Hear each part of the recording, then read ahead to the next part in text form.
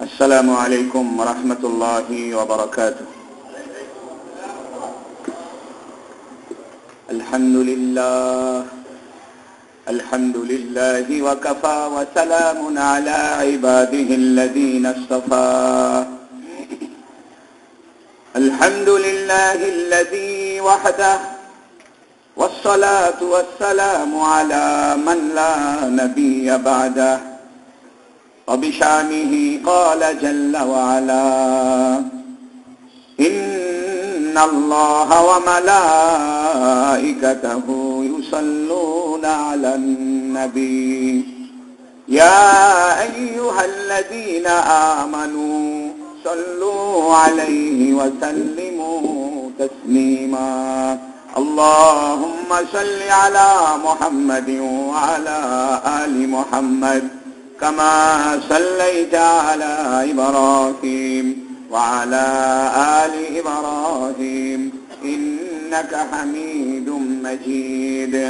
اللهم بارك على محمد وعلى آل محمد كما باركت على إبراهيم وعلى آل إبراهيم إنك حميد مجيد. أما بعد فقد قال جل وعلا: يا نار كوني بردا وسلاما على إبراهيم. وقال النبي صلى الله عليه وسلم: إن في الجسد لمضغة إذا صلحت صلح الجسد كله وإذا فسدت فسد الجسد كله ألا وهي القلب. رب زدني علما رب اشرح لي صدري ويسر لي أمري واحلل عقدة من لساني يفقه قولي. رب يسر ولا تعسر وتمم علينا بالخير. ربنا ظلمنا أنفسنا وإن لم تغفر لنا وترحمنا لنكونن من الخاسرين. سبحانك لا علم لنا إلا ما علمتنا إنك أنت العليم الحكيم. الحمد لله. আল্লাহ তাবারাক ওয়া তাআলার বড় মেহেরবানি যে আল্লাহ রাব্বুল ইজ্জত সৌরবর্ষের প্রথম দিনের প্রথম জুমার নামাজে আমাদেরকে আল্লাহর ঘর মসজিদে আসার তৌফিক দিয়েছে। বলুন আলহামদুলিল্লাহ। চন্দ্র আর সূর্য এটি আল্লাহর হুকুমেই হিসাবের জন্য আবর্তিত হয়। আল্লাহ পাক কোরআনে কারিমে ইরশাদ করেছেন: আশ-শামসু ওয়াল কমারু বিহুসবান। আমি সূর্য আর চন্দ্রকে হিসাব রক্ষার জন্য বা হিসাবের ব্যবস্থাপনার জন্য সৃষ্টি করেছি। সুবহানাল্লাহ। এজন্য চন্দ্রকে কেন্দ্র করে যে দিবসের পরিক্রমা এবং সূর্যকে কেন্দ্র করে যে রাত আর দিনের পরিক্রমা, এই দুইটির স্রষ্টাকে আল্লাহ। এজন্য কেউ যদি এটা মনে করে যে চন্দ্রবর্ষ এটা মুসলমানদের আর সৌরবর্ষ মুসলমানদের নয়, এটা একটা ভুল কথা। কারণ চন্দ্র আর সূর্যের স্রষ্টাকে আল্লাহ। চন্দ্রকে কেন্দ্র করে যে বছরের গণনা বা চন্দ্রবর্ষ এবং সূর্যকে কেন্দ্র করে যে সৌরবর্ষ, এই দুইটি ইসলাম স্বীকৃত এবং দুই মাধ্যমেই ইসলাম এটা স্বীকার করেছে এবং কোরআনুল কারীমের আলোচনায় স্থান পেয়েছে। এজন্য যারা সৌরবর্ষকে মনে করেছে যে এটা একটা মৌজ ফুর্তির জায়গা এবং সারা রাত আতশবাজি আর পটকা ফুটিয়েছে, এদের তওবা করা উচিত এবং তওবা না করলে এদের ঈমানের সমস্যা হবে। কারণ আপনি চন্দ্র আর সূর্য আপনি সৃষ্টি করেননি, এটি করেছেন আল্লাহ পাক।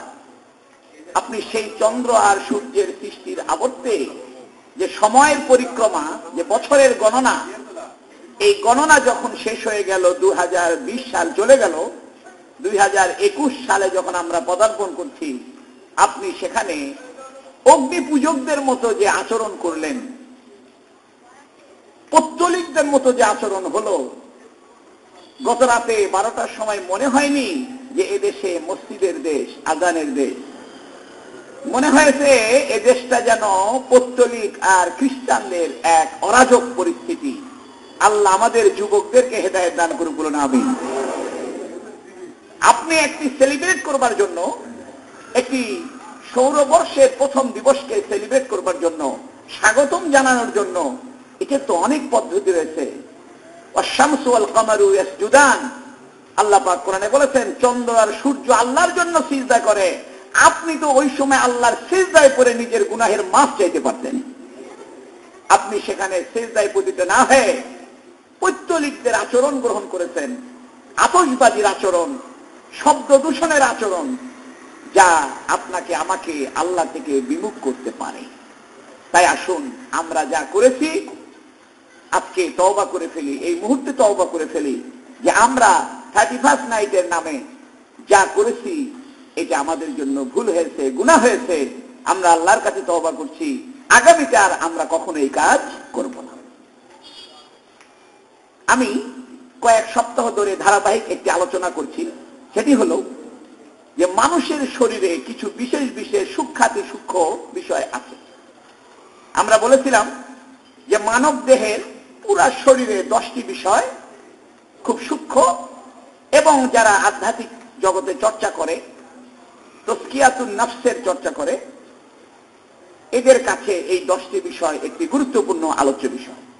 আমরা বলেছিলাম 4টি বিষয় মানুষের পুরা শরীরে বিরাজ করে, তার মধ্যে একটি ছিল পানি, সেটির আমরা আলোচনা করেছি, এবং পানির যাকাত ছিল আল্লাহর মহব্বতে অশ্রু বিসর্জন, সুবহানাল্লাহ। এবং আমরা দ্বিতীয় পর্যায়ে আলোচনা করেছি যে মানুষকে আল্লাহ সৃষ্টি করেছেন মাটি থেকে, এবং মাটির যাকাত ছিল, শুকরিয়া ছিল আল্লাহর জমিনে আল্লাহর জন্য সিজদা করা। আজকে আমরা আলোচনা করব মানুষের শরীরে আরেকটি গুরুত্বপূর্ণ বিষয় থাকে, এটিকে বলা হয় আগুন। কি বলে?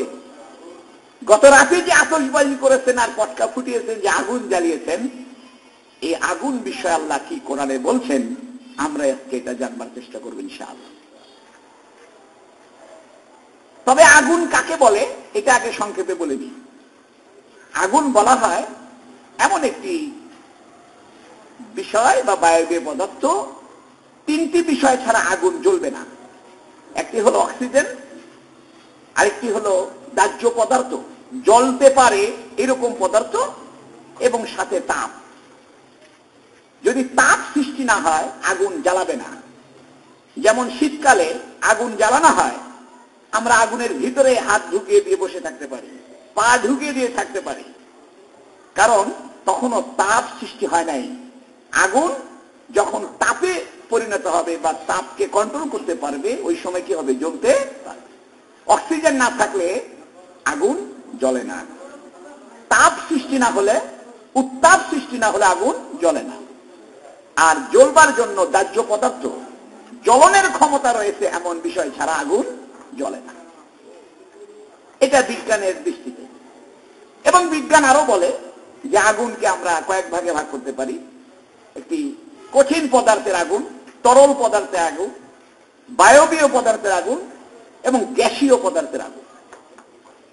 এটা একটা ভিন্ন আলোচনা, সেটা সায়েন্টিস্টদের আলোচনা। আমরা খুব সংক্ষেপে মানুষের সৃষ্টির মাঝে আল্লাহ পাক যে আগুনের অস্তিত্ব রেখেছেন এ বিষয়ে আমরা আলোচনা করব। আমাদের শরীরে আগুন থাকে, এটার প্রমাণ হলো মানুষ যদি 2টি হাত খুব জোরে কিছুক্ষণ ঘষা দেয় তাহলে হাতটা গরম হয়ে যায়। তো বোঝা যায় মানুষের শরীরে একটা তাপ রয়েছে, আর তাপ এটা আগুন থেকে আসে। এবং মানুষ যখন রাগান্বিত হয়ে যায় তখন তার মাথায় তাপ সৃষ্টি হয়, শরীর গরম হয়ে যায়, এবং যখন জ্বর আসে আমাদের তখন পুরো শরীরটা গরম হয়ে যায়। এটা বোঝায় যে মানুষের শরীরে আগুনের অস্তিত্ব রয়েছে। এখন আসেন কোরআনুল কারিমে আল্লাহ পাক আগুনকে কি কি অর্থে ব্যবহার করেছেন। প্রায় 162 জায়গায় অথবা 168 জায়গায় কোরআনুল কারিমে আগুন প্রসঙ্গে আলোচনা হয়েছে। কোরআনুল কারীমে যত জায়গায় আগুনের আলোচনা হয়েছে তার সমস্ত জায়গায়, বেশিরভাগ জায়গায় 98% জায়গায় জাহান্নামের অর্থে ব্যবহার হয়েছে। যেমন আমরা কোরআনে পড়ি, রব্বানা আতিনা ফিদ দুনিয়া হাসানা ওয়া ফিল আখিরাতি হাসানা ওয়া কিনা আযাবান নার। এই যে নার মানে আগুন, নার মানে কি? আগুন। আসহাবুন নার ইয়াদখুলুনা ফিন নার। কোরআন শরীফে অধিকাংশ জায়গায়, 99% জায়গায় আগুন শব্দ জাহান্নামের অর্থে ব্যবহার হয়, যেটাকে আমরা আরবিতে বলি নার। নুন আলিফ রা, নারুন, এই শব্দের অর্থ আগুন। কোরআনুল কারীমে আল্লাহ পাক সূরা বাকারার ভিতরে মুনাফিকদের প্রসঙ্গে আগুনের আলোচনা এনেছেন। কি বলছেন আল্লাহ? মাসালুহুম কামাসালিল্লাযী ইসতাওকাদা নারা, মাসালুহুম কামাসালিল্লাযী ইসতাওকাদা নারা ফালাম্মা আদাআত মা হাওলাহু যাহাবাল্লাহু বিনূরিহিম ওয়া তারাকাহুম ফি যুলুমাতিল লা ইউবসিরুন। আল্লাহ বলছেন মাসালুহুম, এই মুনাফিকদের উদাহরণ। মুনাফিক কারা? অন্তরে একরকম, বাহিরে একরকম। অন্তরে আল্লাহ আল্লাহ রাসূলকে মানে না, কিন্তু বাহিরে বলে আমরা তোমাকে মানি, মুসলমানদের সাথে আছি। নাফাক শব্দ থেকে মুনাফিক শব্দের উৎপত্তি। নাফাক বলা হয় এমন সুড়ঙ্গ যে সুড়ঙ্গের দুই পাশটাই উন্মুক্ত। যেমন আরব দেশে মক্কা নগরীতে পাহাড়ের নিচ দিয়ে যে গাড়িগুলো যায় সুড়ঙ্গ, এই সুড়ঙ্গের দুইটা রাস্তা খোলা, একদিক দিয়ে ঢুকবে আর একদিক দিয়ে বের হবে। এটাকে আরবিতে বলে নাফাক। যারা আরব দেশে গিয়েছেন এরা জানে সুড়ঙ্গকে আরবিতে বলে নাফাক। এই নাফাক শব্দ থেকে নেফাক শব্দের উৎপত্তি, আর নেফাক শব্দ থেকে মুনাফিক শব্দের উৎপত্তি। অর্থাৎ মুনাফিকদের চরিত্রটা দ্বিমুখী। তাদের সুড়ঙ্গের পথ দুইটা। যখন সুবিধা মনে হবে কাফেরদেরকে বলবে আমরা তোমাদের সাথে, আবার যখন অসুবিধা মনে হবে মুসলমানদেরকে বলবে আমরা তোমাদের সাথে। অর্থাৎ দ্বিমুখী আচরণ যারা করে এদেরকে বলে মুনাফিক। হাদিসে মুনাফিকদের আলোচনায় আলামত বলে দেওয়া হয়েছে। আয়াতুল মুনাফিকে সালাসুন, মুনাফিকের চিহ্ন তিনটি। ইযা হাদাসা কাযাবা, যখন কথা বলে মিথ্যা বলে। ওয়া ইযা তুমিনা খানা, যদি কোনো কিছু আমানত রাখা হয় খেয়ানত করে। ওয়া ইযা খাসামা ফাজারা, যখন ঝগড়াঝাটিতে লিপ্ত হয় তখন গালিগালাজ করে। ওয়া ইযা ওয়াদা আখলাফা, আর এক হাদিসে আছে যদি যখন সে ওয়াদা করে খেলাফ করে। তো মুনাফিকের আলামত অনেক।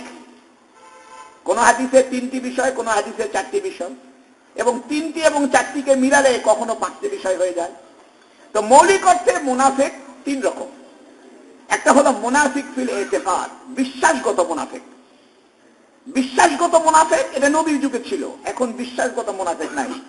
এরকম মানুষ নাই যে ভিতরে নবী আল্লাহকে মানে না, বাইরে বলে মানি, এরকম লোক নাই। যারা বলে নবীর যুগে ছিল, অন্তরে আল্লাহ আল্লাহ রাসূলকে মানে না, কিন্তু মুসলমানদের সঙ্গে নামাজ পড়ে, মুসলমানদের সঙ্গে যুদ্ধে যায়, এরা হলো অরিজিনাল মুনাফিক। এদেরকে বলে মুনাফিক ফিল ইতিকাদ, বিশ্বাসগত মুনাফিক। আর একটা হচ্ছে মুনাফিক ফিল আমল, কর্মগত মুনাফিক। আসলে মুসলমান কিন্তু কাজকর্ম মুনাফিক মার্কা। যেমন নামাজ পড়ে, অন্তরে আল্লাহ আল্লাহ রাসূলকে বিশ্বাস করে এবং কোরআন বিশ্বাস করে, জান্নাত জাহান্নাম বিশ্বাস করে, সব বিশ্বাস করে, কিন্তু মিথ্যা কথা বলে। যদি মিথ্যা কথা বলার কারণে তাকে মুনাফিক বলা যাবে না। এটা মুনাফিকের আচরণ তার ভিতরে প্রকাশ পেয়েছে। মুনাফিকের আচরণ পাওয়া গেলে তাকে আচরণগত মুনাফিক বলা হবে। আর একটা হলো কর্মগত মুনাফিক, মুনাফিকদের মতো কাজ করে, এর কথা একে লাগায়, ওর কথা ওকে লাগায়, সকালে একরকম বলে, বিকালে একরকম বলে। এটা হলো কর্মগত মুনাফিক। তাহলে মুনাফিক কয় রকম হইল? 3 রকম। একটা হলো বিশ্বাসগত মুনাফিক, এটা নবীর যুগে ছিল, বর্তমানে নাই। আর একটা হলো আচরণগত মুনাফিক, কথাগত। আর একটা হলো তার কর্মগত মুনাফিক। এখন এই মুনাফিকদের প্রসঙ্গে আল্লাহ বলছেন মাসালুহুম কামাসালিল্লাযী ইসতাওকাদা নারা। এই মুনাফিকদের উদাহরণ হলো এরা রাতের অন্ধকারে পথ চলার জন্য আগুন জ্বালালো। আরবদের একটা নিয়ম ছিল, তখন তো টর্চ ছিল না, বিদ্যুতের ব্যবস্থা ছিল না। এরা রাতের বেলা এক জায়গা থেকে আরেক জায়গায় যাওয়ার জন্য মশাল জ্বালাত। সে মশাল হাতে করে নিয়ে যাইলে রাস্তা আলোকিত হয়ে যেত। অথবা রাস্তার মোড়ে মোড়ে আগুন জ্বালায় রাখা হইতো রাস্তা আলোকিত থাকার জন্য।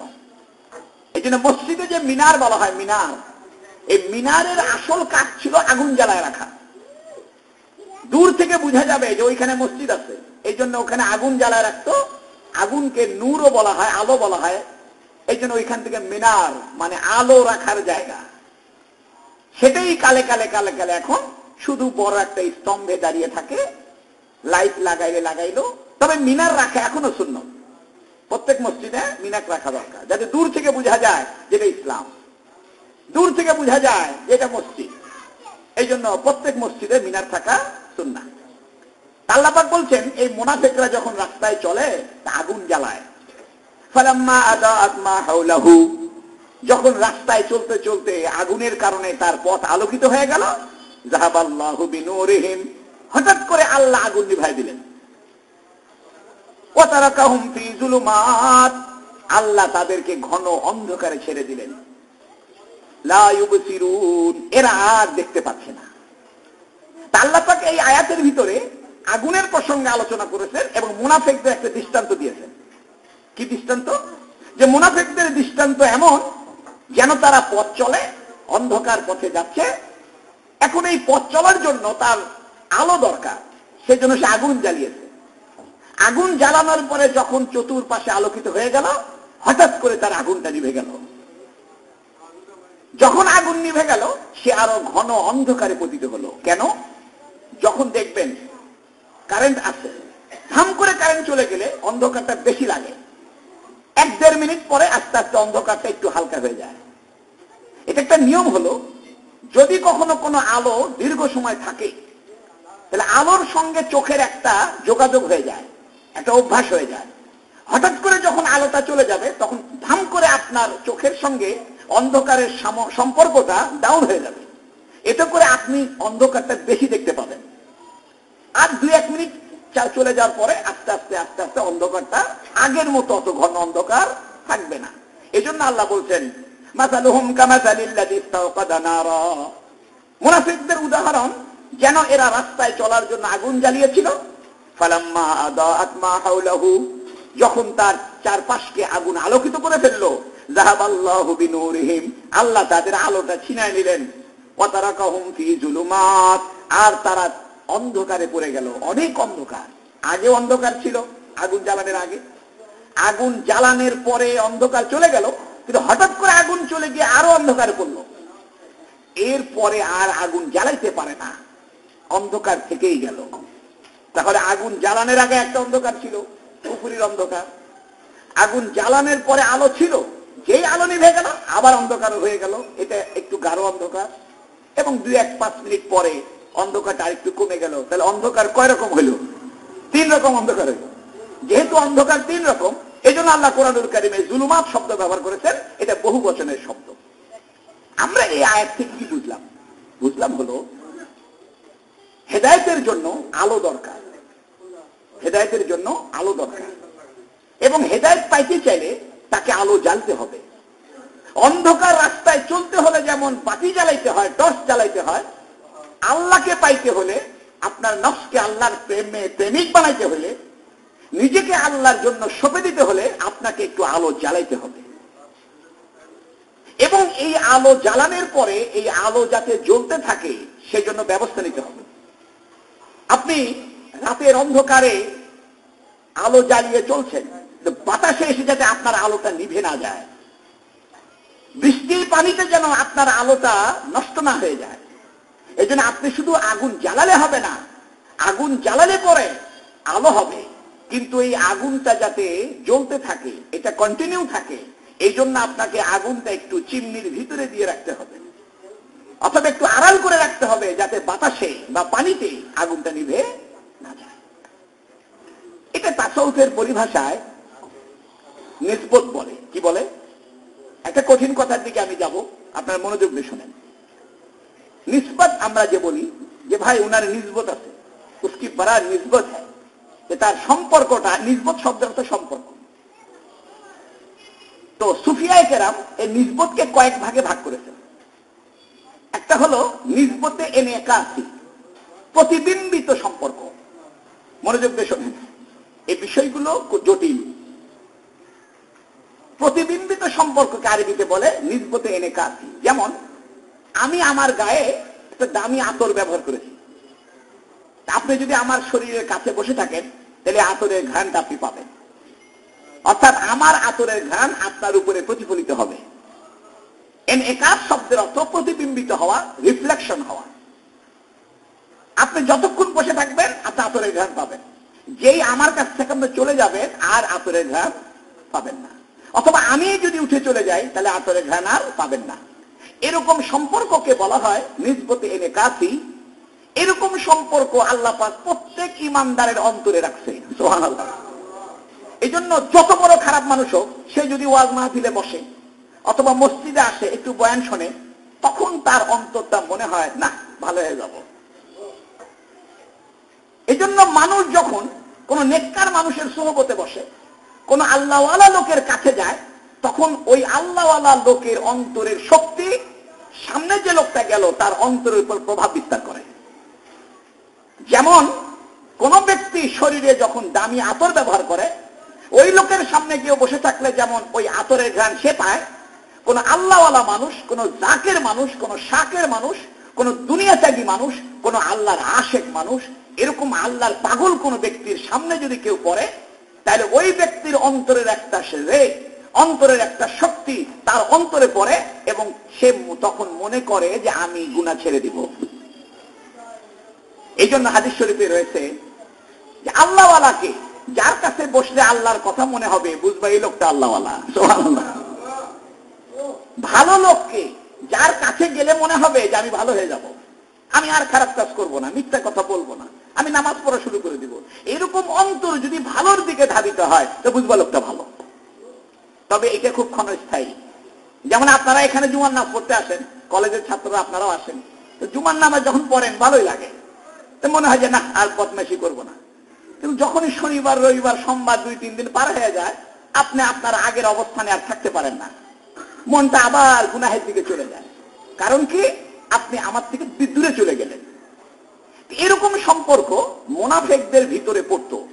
মুনাফিকরা যখন হুজুর সাল্লাল্লাহু আলাইহি সাল্লামের কাছে বসতো, তখন তাদের অন্তরেও নবী আলাইহিস সালামের অন্তরের একটা শক্তি পড়তো, পড়ার পরে তাদের অন্তর একটু আলোকিত হইত।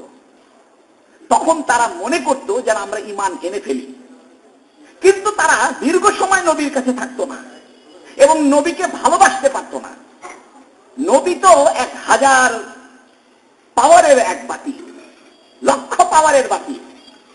দুনিয়ার সাধারণ ওলামায়ে কেরামের কাছে বসার পরে যদি আপনার ভালো হতে মনে চায়, মসজিদে জুমার বয়ান শোনার কারণে যদি আপনার অন্তরে পরিবর্তন আসে, তাহলে আপনি কি মনে করেন না যে মুহাম্মদ সাল্লাল্লাহু আলাইহি সাল্লামের কাছে বসার কারণে পরিবর্তন আসবে? অবশ্যই আসবে। মুনাফিকদেরও তো পরিবর্তন আসে, কিন্তু মুনাফিকদের সমস্যা হলো তারা এই পরিবর্তনটা হওয়া মাত্রই উঠে চলে যায়, আর একটু সময় দেয় না। তাই আল্লাহ বলতেছেন মাসালুহুম কামাসালিল্লাযী ইসতাওকাদা নারা, এরা একটু আগুন জ্বালিয়েছিল। মুহাম্মদ সাল্লাল্লাহু আলাইহি ওয়াসাল্লামের কাছে বসার কারণে এদের অন্তরে একটু আলো সৃষ্টি হয়েছিল। ফালাম্মা আদাআত মা হাওলাহু, যখন তার অন্তরের চারপাশকে আলোকিত করে ফেললো, কিন্তু হিংসা ছাড়লো না, মুহাম্মাদের প্রতি ভালোবাসা রাখতে পারলো না। এই জন্য যাহাবাল্লাহু বিনূরিহিম, আল্লাহ তার অন্তরের আলোকে ছিনায় নিলেন। মনে রাখেন, ওলামায়ে কেরামের প্রতি যদি আপনি খারাপ ধারণা রাখেন, আপনার অন্তরে যতই নেক আমলের আলো সৃষ্টি হোক, কিন্তু ওলামায়ে কেরামের প্রতি খারাপ ধারণা রাখার কারণে ওই আলোটা যে কোনো সময় আল্লাহ ছিনায় নেবেন। এই জন্য মুনাফিকদের অন্তরে নবী আলাইহিস সালামের ঈমানের রিফ্লেকশন, নবী আলাইহিস সালামের অন্তরের প্রতিবিম্বতা, তার প্রতিক্রিয়া সৃষ্টি হয়, কিন্তু এটা তারা ধরে রাখতে পারে না। কিছুক্ষণ পরে নবীর প্রতি যখন তারা বিদ্বেষ পোষণ করে, হিংসা পোষণ করে, গোত্রীয় ঐতিহ্য পোষণ করে, তখন আলোটা নিভে যায়। সে কথাই আল্লাহ বলছেন মাসালুহুম কামাসালিল্লাযী ইসতাওকাদা নারা, যখন তারা নবীর কাছে বসে। এটা তো উদাহরণ দিচ্ছে রাস্তার, কিন্তু মূল কথা হলো ওইটা যে মুহাম্মদ সাল্লাল্লাহু আলাইহি ওয়াসাল্লামের কাছে যাওয়ার কারণে এদের অন্তর একটু আলোকিত হয়। ফালাম্মা আদাআত মা হাওলাহু, যখন চারপাশ আলোকিত হয়ে ওঠে, যাহাবাল্লাহু বিনূরিহিম, এই যে মুহাম্মদ সাল্লাল্লাহু আলাইহি ওয়াসাল্লামের প্রতি তার আশিক হতে পারেনি, মুহাম্মদ সাল্লাল্লাহু আলাইহি ওয়াসাল্লামের প্রতি তার প্রেম জন্ম নেয়নি, এই জন্য আল্লাহ তার অন্তরে আলো ছিনায় নেয়, ওয়া তারাকাহুম ফি যুলুমাত, আবার অন্ধকারে পড়ে যায়, লা ইউবসিরুন, আর হেদায়েতের রাস্তা দেখতে পারে না। নিসবত, প্রথম যে স্বাভাবিক নিসবত, যেটা নিসবতে ইনকাসি বলে, এটা প্রথম। এরপরে নিসবতের নাম হলো নিসবতে এলকাই। এলকা মানে ঢেলে দেওয়া। আপনি আমার কাছে আসছেন, এসে বলে, হুজুর খুব সুন্দর তো আপনার আতরের ঘ্রাণ। আমি বলে, আপনি নিবেন? আপনার শরীরে একটু লাগাই দিই। তা আমি আমার আতরের শিশি খুলে আপনার শরীরে লাগাই দিলাম। এরপরে আমি যদি চলেও যাই, আতরের ঘ্রাণটা থাকবে কিনা? থাকবে। অথবা আপনিও যদি আমার থেকে উঠে চলে যান, আতরের ঘ্রাণটা থাকবে। এটাকে বলে নিসবতে এলকাই। অর্থাৎ এমন সম্পর্ক যে একজন আল্লাহওয়ালা লোকের সাথে সম্পর্কটা তো গভীর, যে হুজুরের কাছ থেকে চলে যাওয়ার পরেও এই সম্পর্কটা টিকে থাকে। অনেক সময় দেখবেন যে জুমার নামাজ যতক্ষণ পড়েন ততক্ষণ ভালো লাগে, এরপরে চলে গেলে আর ভালো লাগে না। কারণ হলো ওলামায়ে কেরামের সাথে যে একটা মহব্বতের সম্পর্ক, এটা আপনি নষ্ট করে ফেলেন। আবার আপনি মেয়ে মানুষের প্রেমে পড়ে যান, আবার আপনি নেশায় পড়ে যান, আবার আপনি ক্রামবোর্ডের প্রেমে পড়ে যান, আবার আপনি ইউটিউব আর ফেসবুকের প্রেমে পড়ে যান। এই কারণে আপনার অন্তরে আলোটা নিভে যায়। আর যদি নামাজ পড়ার পরে আপনি এটাকে ধরে রাখতেন যে না, আমি আর গুনাহ করতে চাই না, আমি আর খারাপ দিকে যেতে চাই না, তাহলে ওই যে আলো, ওই যে প্রতিবিম্ব, ওই যে প্রতিক্রিয়া, ওই যে আতরের ঘ্রাণ, এটা দীর্ঘদিন থাকতো। সুবহানাল্লাহ। এই জন্য সুফিয়া কেরামরে, আল্লাহওয়ালা লোকেরা, শায়েখ মাশায়েখগণ, তারা মুরিদদেরকে কিছু জিকিরের কথা বলে দেয় যে দৈনন্দিন এই জিকিরগুলো করবা। এর মানে হলো তুমি আমার থেকে চলে গেলেও তোমার অন্তরের যে পরিচ্ছন্নতা, অন্তরের যে আলোকিত ভাব, এটা থেকেই যাবে। এই জন্য যে মুরিদ তার শায়েখের কাছ থেকে জিকির শেখার পরে আর জিকির করে না, অথবা শায়েখ যে আমল বলে দিয়েছে সে আমল মতো চলে না, তো কিছুদিন পর তার সে অন্তরের পরিস্থিতি ঠিক থাকবে না। তাহলে নিসবত বা সম্পর্ক, একটা হলো ক্ষণস্থায়ী সম্পর্ক এনকাসি, একটা হলো এলকাই, অর্থাৎ ঢেলে দেওয়া, তাকে দিয়ে দেওয়া। আরেকটা সম্পর্ক হলো নিসবতে ইত্তেহাদি। ইত্তেহাদ মানে এক হয়ে যাওয়া। এটা খুব মারাত্মক একটা পর্যায়। এই পর্যায়টা হলো নিজেকে অস্তিত্ব বিলীন করে দেওয়া একটা পর্যায়। এটাকে বলে ইত্তেহাদি সম্পর্ক। অর্থাৎ আপনি আপনার শায়েখের সাথে বা আপনি হুজুর সাল্লাল্লাহু আলাইহি সাল্লামের সাথে এতটাই সম্পৃক্ত, এতটাই অ্যাটাচ যে আপনার কথাবার্তাও ওই রকম হয়ে গেছে। আপনারা দেখবেন অনেক সময় অনেক মুরিদ, অনেক ছাত্র শিক্ষকের ডিজাইন তার মুখের ভিতর চলে আসে। এটা দেখবেন অনেক সময় বক্তাদের কাছে কিছু খাদেম থাকে, পরবর্তী ওই খাদেম হুবহু ওই বক্তার ডিজাইনে ওয়াজ করে। মানে মানুষ বুঝতে পারে না যে এটা কি আসল হুজুর না হুজুরের খাদেম। তার গলার টন, থামা, দাড়ি, কোলন, সেমি কোলন সব মিল খেয়ে যায়। এমনকি ওই হুজুর যেরকম জুব্বা পরে তার খাদেমও সেরকম জুব্বা পরে। হুজুরের চেহারা যেরকম, খাদেমের চেহারা সেরকম হয়ে গেছে। এটিকে বলে ইত্তেহাদি সম্পর্ক। অর্থাৎ মানুষ যখন যাকে ভালোবাসে, বিশেষ করে হুজুর সাল্লাল্লাহু আলাইহি ওয়াসাল্লামের কথা বলি, সাহাবায়ে কেরামের মধ্যে হযরত আবু বকর রাদিয়াল্লাহু আনহু, হযরত ওমর, ওসমান, আলী, এদের ভিতরে নবীর রং ফুটে উঠত। চেহারার মধ্যে মোহাম্মদ মোহাম্মদ ভাব বোঝা যাইত। সুবহানাল্লাহ। কথাবার্তার মধ্যে মনে হইতো মোহাম্মদ মোহাম্মদ ভাব বোঝা যাইত। পরিপূর্ণ মোহাম্মদ তো হয় না, কিন্তু মনে হতো যে মুহাম্মদ সাল্লাল্লাহু আলাইহি ওয়াসাল্লামের কথার মতোই তো কথা। মনে হতো যে মুহাম্মদ সাল্লাল্লাহু আলাইহি ওয়াসাল্লামের যেমন মানে আওয়াজের টোনের যে মানে গলার যে উচ্চারণ, এই উচ্চারণটাও তো দেখি মুহাম্মাদের মতোই। এই জন্য নিসবত এরকম। এটা একটা ভিন্ন আলোচনা, আমরা সেদিকে যাব না।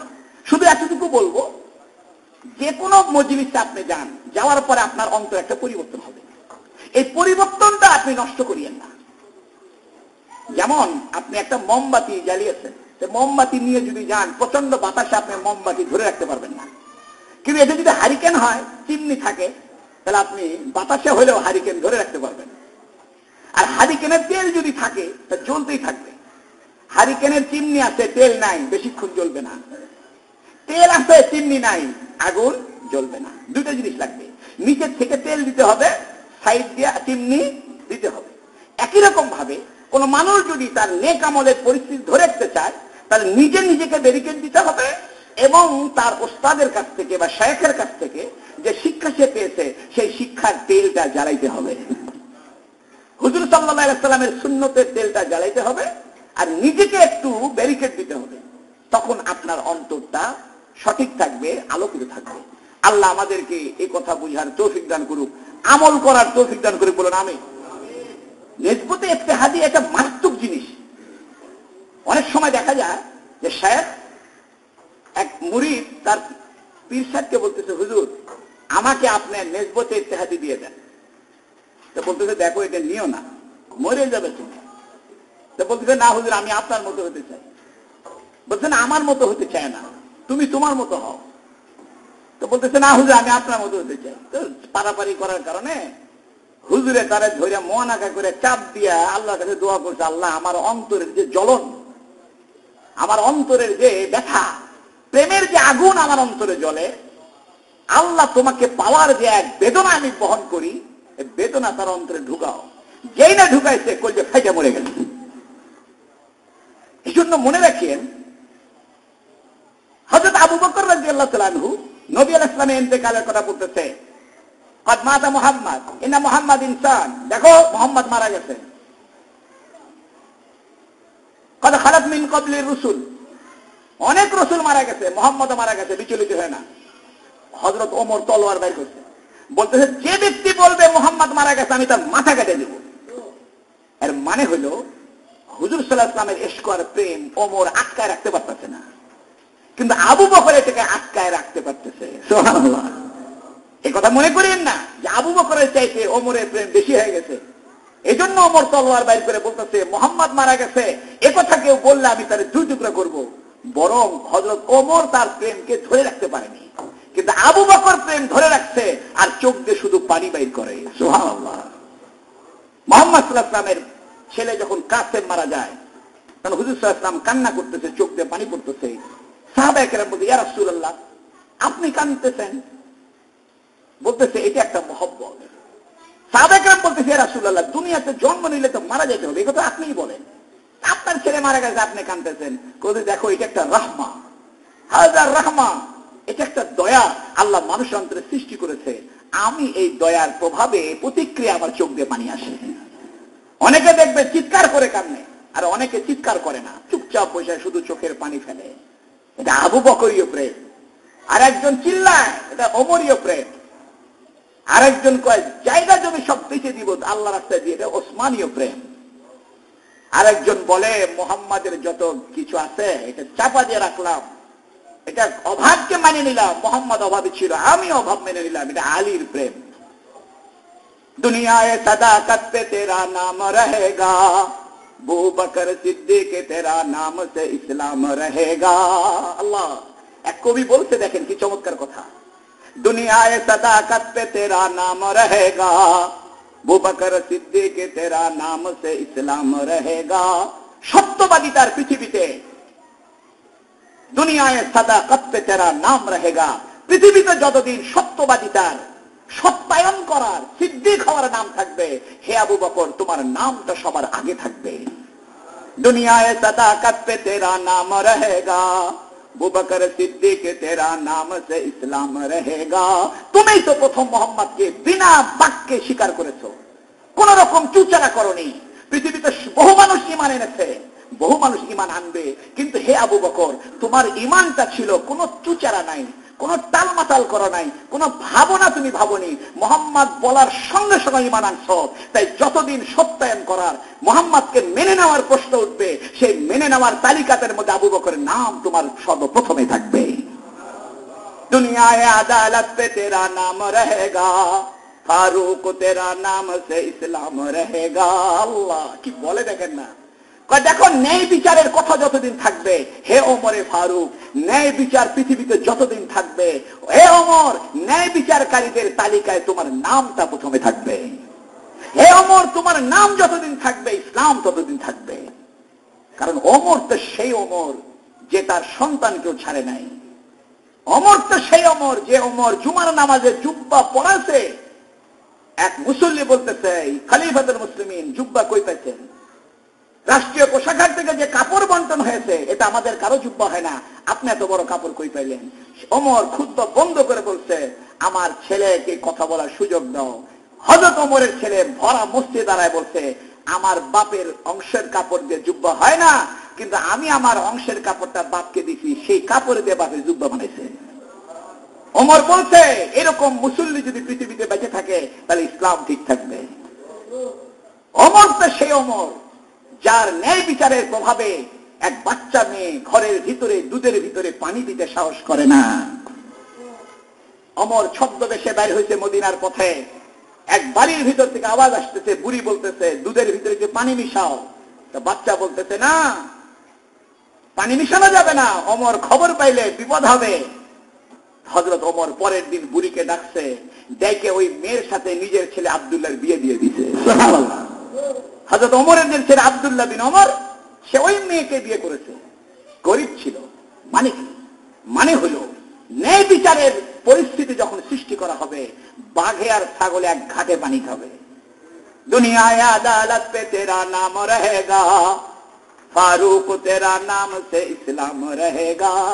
ন্যায় বিচারের কথা যতদিন থাকবে, হে ওমর, তোমার নাম থাকবে, আর তোমার নামেই তো ইসলাম টিকে থাকবে। দুনিয়ায় সখাওয়াত পে তেরা নাম রহেগা, উসমান তেরা নাম সে ইসলাম রহেগা। দানশীলতার কথা যতদিন পৃথিবীতে থাকবে, পৃথিবীতে যত মানুষ দানশীল হবে, হে ওসমান, তোমার নামটা সবার আগে থাকবে, আর তোমার নামে ইসলাম টিকে থাকবে। দুনিয়ায় সুজাআত পে, বুঝেন না, ওসমান 40,000 টাকা দিয়ে বীরের রুমা কিনে দিয়েছে মদিনা শরীফে। ওসমানের সারা জীবনের সমস্ত সম্পত্তি বিলীন করেছে। ওসমানের চাইতে দানশীল কে হবে? দুনিয়ায় সুজাআত পে তেরা নাম রহেগা, আলী তেরা নাম সে ইসলাম রহেগা।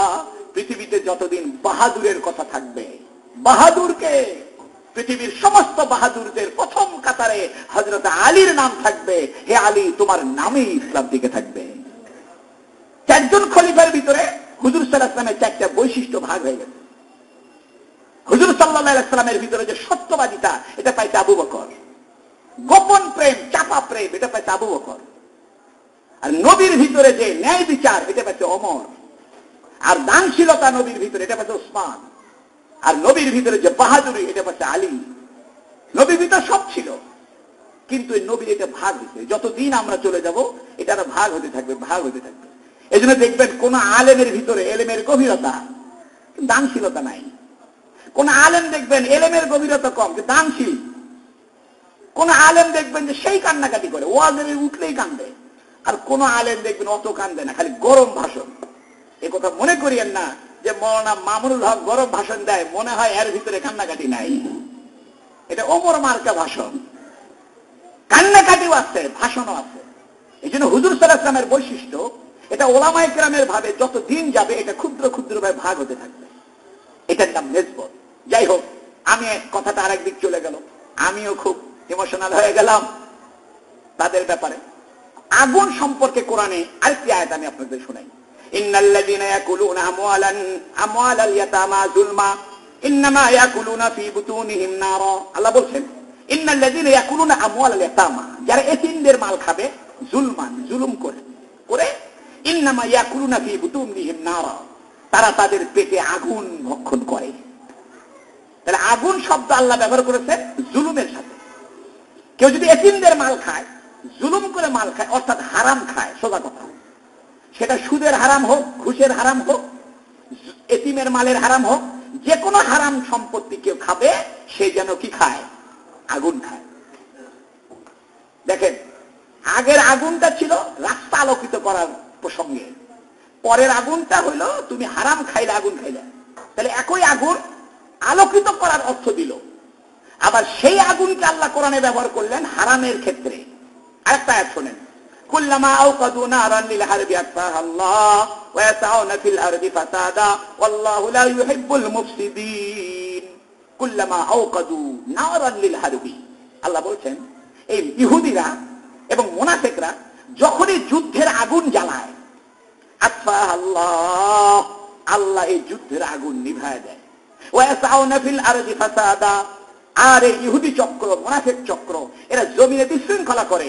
আল্লাহু লা ইউহিব্বুল মুফসিদিন, আল্লাহ পাক বিশৃঙ্খলাকারীদেরকে ভালোবাসেন। এখানে আগুন ব্যবহৃত যুদ্ধের ক্ষেত্রে, মনে রাখেন। তাহলে প্রথমে একটা শুনাইলাম, আর একটা আলোকিত হওয়ার অর্থে আগুনের ব্যবহার, আর একটা আগুনের ব্যবহার হারাম খাওয়ার অর্থে, আর একটা আগুনের ব্যবহার যুদ্ধের অর্থে। আর একটা শোনেন, ফালাম্মা কাদা মূসাল আজালা ওয়া সারা বিআহলি আনাসা মিন জানিবিত তুরি নারা قال لأهل انكثوا إني آنست نارا لعلي آتيكم منها بخبر أو جذوة من النار لعلكم تصطلون। মুসা আলাইহিস সালাম প্রসঙ্গ বলতেছে, মুসা আলাইহিস সালাম যখন মাদায়েন শহর থেকে তার স্ত্রী পুত্রদেরকে নিয়ে আবার মিশরের দিকে আসতেছেন, গভীর রাত্রে, শীতের রাত্রে, মুসা আলাইহিস সালামের স্ত্রী গর্ভবতী। মুসা আলাইহিস সালামের স্ত্রী বলতেছে, মুসা একটু আগুনের ব্যবস্থা করো, ঠান্ডায় মরে গেলাম, একটু আগুন নিয়ে আসো, তাহলে আমরা আগুন তাপাইতে পারবো, আগুন পোহাইতে পারবো, এবং আগুনের যে আমরা উপকৃত হব। তা মুসা আলাইহিস সালাম ওই তুর পাহাড়ের দিকে তাকাইতে, দেখি আগুন পাওয়া যায় কিনা কোথাও। ওই কথাটা আল্লাহ কোরআনে বলছেন, ফালাম্মা কাদা মূসাল আজালা, যখন মুসা আলাইহিস সালাম তার নির্ধারিত সময় পরিপূর্ণ করলো, অর্থাৎ ওই যে মাদায়েন শহরে তিনি যে গিয়েছিলেন, যেখানে শুআয়ব আলাইহিস সালাম ছিল, তো শুআয়ব আলাইহিস সালাম বলছিল, আমার মেয়ের সাথে তোমার বিয়ে দিব, তোমাকে 8 বছর এখানে চাকরি করতে হবে, আর 10 বছর করলে আলো ভালো। তো মুসা আলাইহিস সালাম 10 বছর চাকরি করে শুআয়ব আলাইহিস সালামের মেয়েকে বিয়ে করছেন। সে কথা আল্লাহ বল, এটা বড় একটা ঘটনা, এটা আজকে আলোচনা করব না। এই কথা আল্লাহ বলতেছেন, ফালাম্মা কাদা মূসাল আজালা, মুসা যখন তার সময়কে পরিপূর্ণ করলো, অর্থাৎ 10 বছরই খেদমত করেছে, ওয়া সারা বিআহলিহি আনাসা মিন জানিবিত তুরি নারা, এবং সে তার পরিবার পরিজন নিয়ে রাতের বেলা ভ্রমণ শুরু করলো, এবং তুর পাহাড়ের এক কর্নারে আগুন দেখতে পেল। ক্বালা লিআহলিহি উমকুসু, মুসা তার স্ত্রী পরিজনকে বলল, এখানে থাকো, ইন্নী আনাস্তু নারা, আমি একটু আগুন নিয়ে আসি, লাআল্লি আতিকুম মিনহা বিখাবারিন আও জাযওয়াতিন মিনান নার, হয়তো আমি কোনো খবর নিয়ে আসব, অথবা আগুনের কোনো অঙ্গারের টুকরা নিয়ে আসব, লাআল্লাকুম তাসতালুন, যাতে করে তোমরা আগুন পোহাইতে পারো। এই ঘটনায় আল্লাহ পাক আগুনের শব্দ ব্যবহার করেছেন। এটা মুসা আলাইহিস সালামের সাথে তুর পাহাড়ের আগুন। এই আগুনটা জ্বলল কোথা থেকে? এটা গাছ থেকে বের হয়েছে। কোরআনুল কারীমে আল্লাহ পাক আরেকটা আয়াতে বলেছেন, আল্লাযী জাআলা লাকুম মিনাশ শাজারিল আখদারি নারা ফাইযা আনতুম মিনহু তুকিদুন, সূরা রহমানের আয়াত সম্ভবত। আল্লাযী জাআলা লাকুম মিনাশ শাজারিল আখদারি নারা, ইয়াসিন, আল্লাযী জাআলা লাকুম মিনাশ শাজারিল আখদারি নারা, আল্লাহ বলছেন, ওই আল্লাহ যিনি তোমাদের জন্য সবুজ গাছ থেকে আগুন বের করেন। সুবহানাল্লাহ, সবুজ গাছ থেকে আগুন বের করেন। আল্লাযী জাআলা লাকুম মিনাশ শাজারিল আখদারি নারা ফাইযা আনতুম মিনহু তুকিদুন, অতঃপর তোমরা সেই সবুজ বৃক্ষ থেকে যে আগুন বের হয়, সেই আগুন দিয়ে তোমরা জ্বালানির কাজ করো।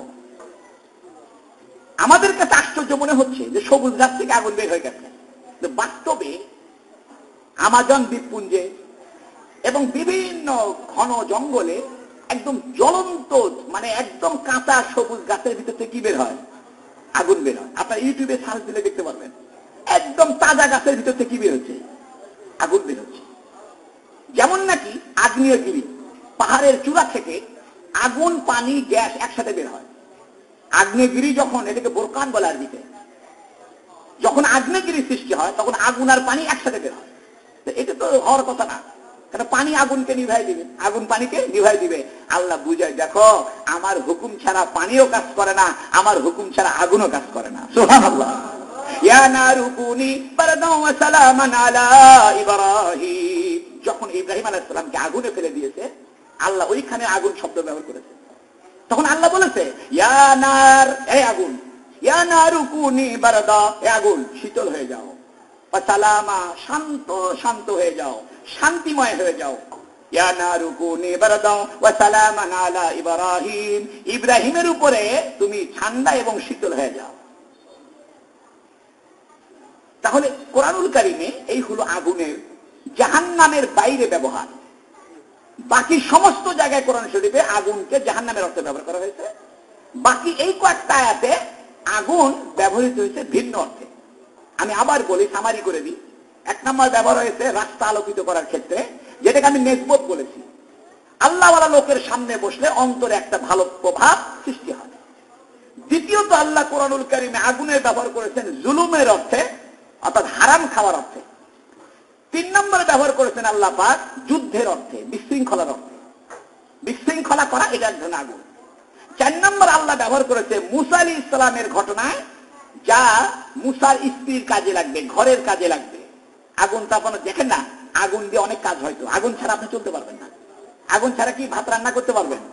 আমরা যে খাবার খাই, একটা খাবারও তো আগুন ছাড়া খাইতে পারবো না, রান্না করতে পারবো না। সমস্ত খাবার ইনসানের জন্য আগুন লাগে, কিন্তু গরু ছাগল কারোর জন্য আগুনের দরকার নাই। গরুরা ডাইরেক্ট ঘাস খায়, কোন লাল শাকের মতো তেল দিয়া, পেঁয়াজ দিয়া, রসুন দিয়া তেলানি করে খাইতে হয় না। কিন্তু আপনাকে ডাইরেক্ট লাল শাক দিয়ে আপনি খাইতে পারবেন না। এই জন্য হাঁস, মুরগি, গরু, ছাগল, মানুষ ছাড়া যত প্রাণী, এদের খাবার রেডিমেড খাবার। কি খাবার? ফাস্টফুডের খাবার। যাবে খায় নিবে, বাস শেষ। যারা এখন পারিবারিক ভাবে রান্না বান্না বন্ধ করে দেয়, ফাস্টফুড খায়, এরা আসলে গরু হওয়ার লাইনে আছে। অনেক ফ্যামিলিতে, যে সমস্ত ফ্যামিলিতে টাকা পয়সা বেশি বা ওয়েস্টার্ন কালচারে অভ্যস্ত হয়ে পড়ছে, এরা বাড়িতে রান্না টান্না করে না। ওই যে ফুড কি আছে, ফুড পান্ডা, অর্ডার দিয়ে দিল, ফুড পান্ডা খাবার দিল, মানে বাড়িতে মহিলার করে রান্না বাড়া নাই। হ্যাঁ, এরা শুধু হোটেলে যা খাবে বা ফুড পান্ডা অর্ডার দিয়ে খাবে। এরা আসলে কোন লাইনে যাচ্ছে?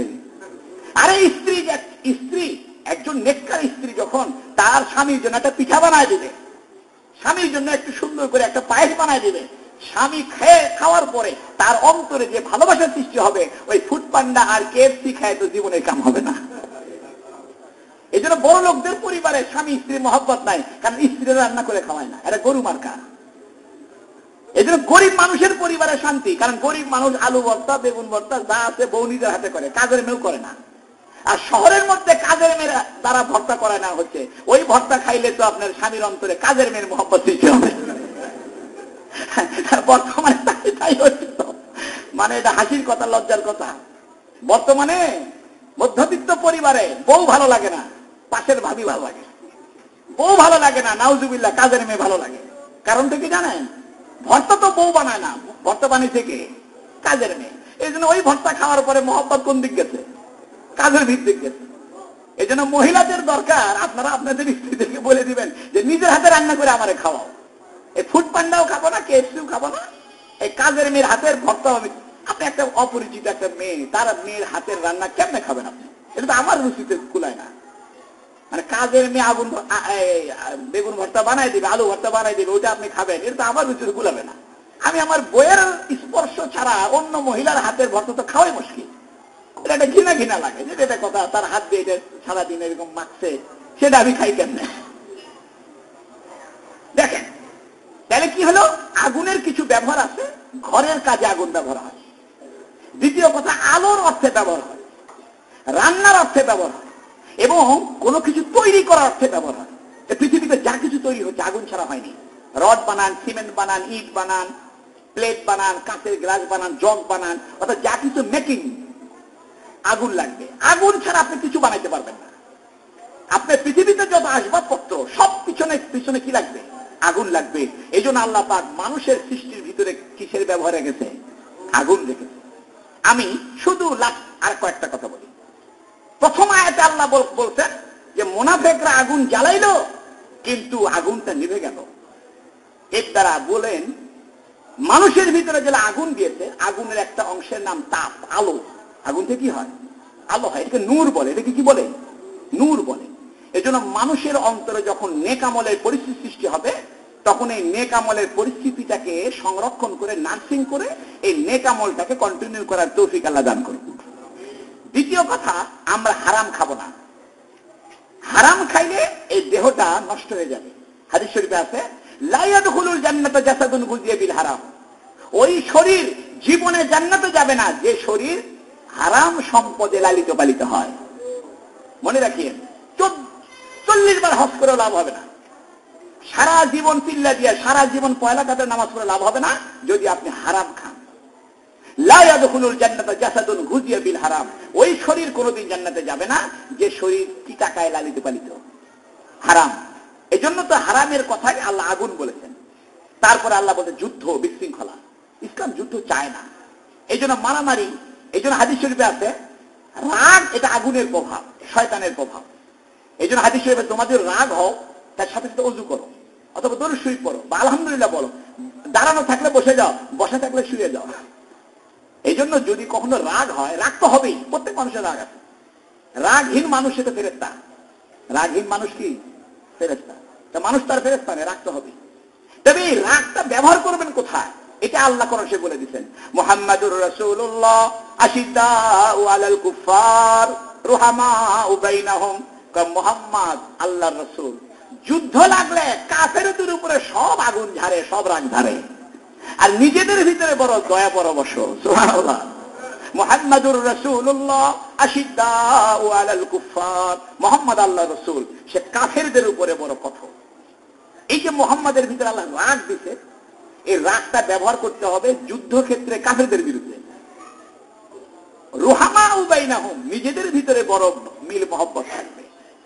আসেন 4 নম্বরে, মুসা আলাইহিস সালামকে আল্লাহ আগুন দিতে পারে। তো মুসা আলাইহিস সালাম আগুন নিতে যায়, নবুয়ত নিয়ে ফিরে আসতে। সুবহানাল্লাহ। মুসা আলাইহিস সালাম স্ত্রীর কথায় গেছে পাহাড়ে আগুন আনতে। আগুন আনতে যায় যখন দেখে সবুজ গাছের থেকে আগুন বাইরেছে, মুসা ভয় পেয়ে গেছে। আল্লাহ কালা তাখাফ, হে মুসা ভয় করো না। আরো ভয় পেতে সর্বনাশ আওয়াজ করতে আসে। তখন আল্লাহ বলতেছে, আমি তোমার প্রতিপালক। আল্লাহু আকবার। তারপরে আল্লাহ মুসাকে বলতেছে, তোমার হাতে এটা কি? ওমা তিলকা বিয়ামিনিকা ইয়া মুসা। এটা পাহাড়ের মধ্যে গল্প হচ্ছে। বউ কিন্তু নিচে। বউ বলছে, আমার জন্য একটু আগুনের ব্যবস্থা করেন তো, আমি ঠান্ডায় মরে গেলাম।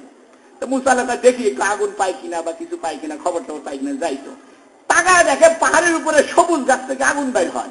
যেই না কাছে গেছে, ভয় পেয়ে গেছে। আল্লাহকে ভয় করে না। ওমা তিলকা বিয়ামিনিকা ইয়া মুসা, হে মুসা তোমার হাতে এটা কি? ক্বালা হিয়া আসা, আল্লাহ এটা আমার লাঠি। কথা তো শেষ, কিন্তু মুসা চান্স পেয়ে গেছে। কিন্তু আল্লাহ কথাটা আগে আর কথা বন্ধ করি কেমনে, কন্টিনিউ কথা গল্প শুরু করে দিতে।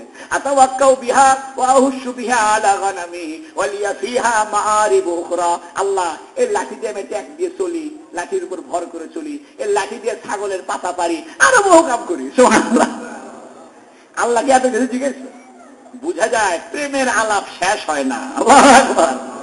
মুসা যখন প্রেম জমায় ফেলছে, প্রেম পেয়ে গেছে, আশেককে পেয়ে গেছে, মুসা চিন্তা করে পাইছি, গল্প শুরু করে দিছে, গল্প শুরু করে। এই আয়াতে অনেক কথা আছে, শুধু এতটুকু বলবো, স্ত্রীদের হক আদায় করতে গিয়ে আল্লাহ তাকে নবী বানায় দিচ্ছে। একটা মাত্র নবী, শক্তিশালী নবী মুসা, এক স্ত্রীর প্রয়োজন পূর্ণ করতে গিয়া, স্ত্রীর অভাব দূর করতে গিয়া, স্ত্রীর সুবিধা করতে গিয়া আল্লাহ তারে নবী বানায় দিচ্ছে। তাহলে বুঝেন আমাদের কি স্ত্রীর সাথে খারাপ ব্যবহার করা দরকার না ভালো ব্যবহার করা দরকার? এই ওয়াজ মহিলারা শুনলে খুব খুশি হয়ে যাবে, যে কারবালার হুজুরির দরকার। বাস্তব তা না, বাস্তব তাই। বাস্তব এটা হলো, আপনি মুসা আলাইহিস সালামকে আল্লাহ নবুয়ত দিয়েছে একটা স্ত্রীর প্রয়োজন পূর্ণের অর্থে। হ্যাঁ, এর মানে হলো কি জানেন? আপনি মানুষের প্রয়োজন পূর্ণ করবেন, আল্লাহ আপনার মর্যাদা উচ্চ করে দিবে। আপনি মানুষের প্রয়োজন পূর্ণ করবেন, আল্লাহ আপনার প্রয়োজন পূর্ণ করে আপনাকে মর্যাদা উত্তোলন করবে। এই জন্য আসেন আমরা মানুষের প্রয়োজন পূর্ণ করি। সর্বশেষ, সবুজ গাছ থেকে আগুন বেড়েছে, কারণ গাছের ভিতরে দাহ্য পদার্থ আছে, গাছের ভিতরে অক্সিজেন আছে। দেখেন বর্তমানে সায়েন্স বলতেছে গাছের ভিতরে কি আছে? গাছ তো কি ছাড়ে? অক্সিজেন ছাড়ে। আমরা তো অল্প কয়েক বছর আগে জানলাম যে গাছ অক্সিজেন ছাড়ে। এই যে গাছের ভিতর থেকে অক্সিজেন বের হয়, বিজ্ঞান বলতেছে অক্সিজেন ছাড়া আগুন জ্বলে না। আগুন জ্বলার প্রধান উপকরণ হলো অক্সিজেন। এই জন্য সবুজ গাছ থেকে আগুন বাইর হওয়া কোনো অসম্ভব কিছু নয়। সর্বশেষ আল্লাহ পাক বলতেছেন, ইয়া নারু কুনি বারদাম ওয়া সালামান আলা ইব্রাহিম, হে ইব্রাহিম তোমার উপরে আগুন শীতল আর ঠান্ডা হয়ে যাও। এর মানে হলো আমাদের ভিতরে যে আগুন আছে, হারাম খাওয়ার আগুন, বিশৃঙ্খলার আগুন, আমাদের ভিতরে যে সত্য পথে চলতে গিয়া নিজেকে নিভায় দেওয়ার আগুন, আমাদের ভিতরে যে দোষ ত্রুটি, এ সব আগুনকে নিভায় দিলে আল্লাহ আমার আর আপনার কলবকে, আমার আর আপনার অন্তরকে আল্লাহ নিজের দিকে টেনে নিবেন।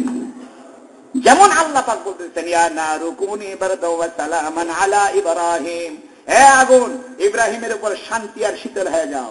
আমি আর আপনি যদি আমাদের নিজেদের ভিতরের আগুনকে নিভাইতে পারি, নিজেদের ভিতরের আগুনকে কন্ট্রোল করতে পারি, ওই আল্লাহ যেমন ইব্রাহিমকে সালাম দিয়েছে, আমাকে আপনাকে সালাম দিয়ে জান্নাতে নিয়ে যাবে ইনশাআল্লাহ। এই যে আগুন শরীরে আছে, এই আগুন বিভিন্ন অর্থে ব্যবহার হয়, জুলুমের অর্থে, বিশৃঙ্খলার অর্থে, রাগের অর্থে, যুদ্ধের অর্থে, প্রয়োজনের অর্থে আগুনের দরকার আছে। এটার শুকরিয়া কি? এটার শুকরিয়া হলো তাসলিম। সুফিয়া কেরাম বলে আত্মসমর্পণ করা, মেনে নেওয়া। মেনে নেওয়া যেমন ইবলিস শয়তান তাকে বানাইছে আগুন দিয়ে, বলছে আদমরে সেজদা করো, সে বলে আবা ওয়াস্তাকবারা, না মানি না, অহংকার, মানলো না। এই জন্য সুফিয়া কেরাম বলেন মানুষ যত মেনে নিবে, নিজেকে আত্মসমর্পণ করবে, আল্লাহ তার সৃষ্টিগত শরীরের ভিতরের আগুনকে ঠান্ডা করিয়া ইব্রাহিমের মতো মর্যাদা দিয়ে জান্নাতে দিয়ে দিবে। এই জন্য ইব্রাহিম খুব শান্ত মেজাজের ছিল, বুঝেন না? ইব্রাহিমের মতো শান্ত মেজাজের লোক নাই কোন নবী, খুব শান্ত নবী। এই জন্য এইটার প্রভাবে আল্লাহ ইব্রাহিমের সৌজন্য আগুনকে শান্ত করে দিচ্ছে। মনে রাখবেন, মানুষ যে স্বভাব গ্রহণ করবে, সৃষ্টি জগতের সেই স্বভাব তার উপরে প্রতিফলিত হবে। আপনি দানশীল হবেন, সৃষ্টি জগৎ আপনার প্রতি দানশীল হবে। আপনি মানুষকে ভালোবাসবেন, গোটা পৃথিবীর মানুষ আপনাকে ভালোবাসবে। আপনি মানুষকে সম্মান করবেন, পৃথিবীর মানুষ আপনাকে সম্মান করবে। এই যে আপনি যদি সম্মান না করেন, আপনি সম্মান পাবেন না। এটা দুনিয়ার নিয়ম। আপনি যে ভালো গুণটা অর্জন করবেন, পৃথিবীর ওই ভালো গুণটা আপনার উপরে আল্লাহ প্রতিফলিত করবে। আসুন, আল্লাহ পাক আমাদের শরীরে আগুন রেখেছেন, এই আগুনকে নিভানোর জন্য যে মুরাকাবা দরকার, বা এটার যে যাকাত, বা এটার যে করণীয়, তা হলো মেনে নেওয়া। আরবিতে বলে তাসলিম। মেনে নিলাম, থাপ্পড় মারছো, মানে নিলাম, গাল দিছ, মানে নিলাম, আচ্ছা ঠিক আছে, আমি তো গাল খাওয়ারই যোগ্য। হযরত আবু যর গিফারী একজন বলছে, অমুকে আপনাকে গাল পারে, তোমার অসুবিধা কি? আমি তো গাল খাওয়ারই যোগ্য। সুবহানাল্লাহ। আল্লাহ যদি আমারে মাফ না করে, তাহলে আমি গাল খালি না, আরো বেশি গাল খাওয়ার যোগ্য। আর যদি আল্লাহ আমারে মাফ করে দেয়, তাহলে ওর গালটা পিঠা হয়ে যাবে, আমি বেঁচে যাবো। এটা তাসলিম। এই জন্য আমাকে কেউ যদি বকা দেয়, আমাকে কেউ কষ্ট দেয়, দিলে দিলে যা হচ্ছে, আরে মানে নিলাম, যা আছে আছে, লাথি মারতে আচ্ছা আরো দুটো লাথি মেরে দিয়ে যান। এই কাম যদি কেউ করতে পারে, তাহলে আস্তে আস্তে তার শরীরের ভিতরে আল্লাহ পাক সালামান পয়দা করবে, প্রশান্তি পয়দা করবে, তার কলবকে আল্লাহ শীতল করবে, এবং সে আল্লাহ ওয়ালা হয়ে যাবে। আল্লাহ রাব্বুল আলামিন আমাদেরকে সবাইকে এ বিষয় বুঝে আমল করা তৌফিক দান করে বলেন আমিন। ওয়া আখিরু দাওয়ানা আলহামদুলিল্লাহি রাব্বিল আলামিন।